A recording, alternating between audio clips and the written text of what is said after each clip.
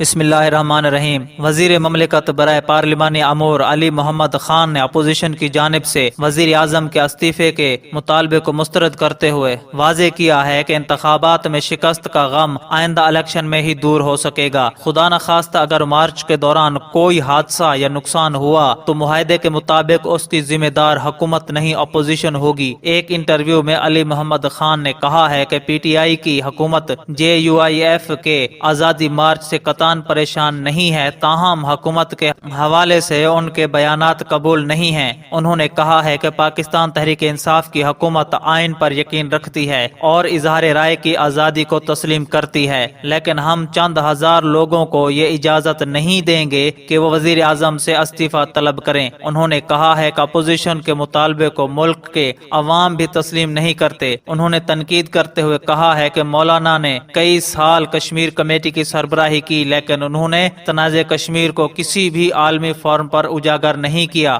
علی محمد خان نے کہا ہے کہ وزیر اعظم عمران خان نے مسئلہ کشمیر کو دنیا کے سب سے بڑے فورم پر انتہائی مؤثر انداز میں پیش کیا ہے، جس کی وجہ سے بھارتی غیر آئینی اقدامات پر دنیا بھر میں گفتگو کی جا رہی ہے۔ انہوں نے کہا ہے کہ وزیر اعظم عمران خان کی قیادت میں PTI کی حکومت میں کاوشیں جاری رکھیں گے۔ انہوں نے کہا کہ مولانا کو ان کے اپنے ووٹرز نے ہی مسترد کر دیا تھا اور اب وہ نام نہاد آزادی مارچ کی قیادت کر رہے ہیں، جس کو میں بربادی مارچ کہتا ہوں۔ تو ناظرین، آپ کا اس بارے میں کیا خیال ہے؟ نیچے کامنٹ باکس میں اپنی قیمتی رائے کا اظہار ضرور کریں۔ اللہ حافظ۔